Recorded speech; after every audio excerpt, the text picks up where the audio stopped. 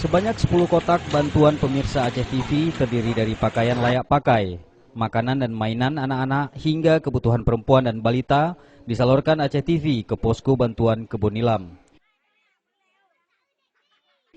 Bantuan tersebut langsung dibagikan bersama petugas posko.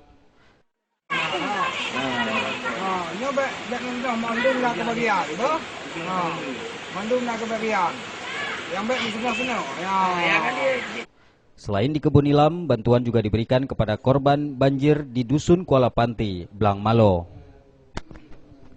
5 keluarga yang kehilangan rumah akibat banjir bandang kini tinggal di tenda kecil. Salah satunya Akil, balita usia 9 bulan yang menderita sakit. Menurut Salmawati, ibu Akil, anaknya menderita demam akibat cuaca dingin karena tidur beralas papan dan bagian tanah sering becek saat hujan. Jadi rumahnya kiban cana ke? Anak tu oleh pergi bantu, anak tu osi dah. Pergi bantu rumahnya. Jadi harap berbagah. Warga lain adalah M. Nur Ali yang kehilangan kakinya dalam kecelakaan 4 tahun lalu. Namun saat terjadinya banjir bandang, ia berhasil menyelamatkan diri bersama keluarga. M. Nur Ali yang mengaku tidak mau menjadi peminta-minta, selain berharap bantuan rumah, juga memohon adanya bantuan alat ketam dan peralatan lain agar tetap bisa bekerja. Karena semua peralatan kerja dan harta bendanya telah terbawa air.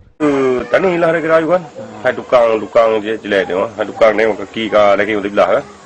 Bahan ketam lumpang, ada bongkar kan, pasang meli ya, nyaji pakai dengan nyaji, kasi daripada duduk biar nabuk kan. Mungkin lu beli nya router nampak kan. Selama 3 hari tinggal di tenda, M. Nur Ali hanya berusaha membersihkan sisa-sisa peralatan kerja yang masih ditemukan.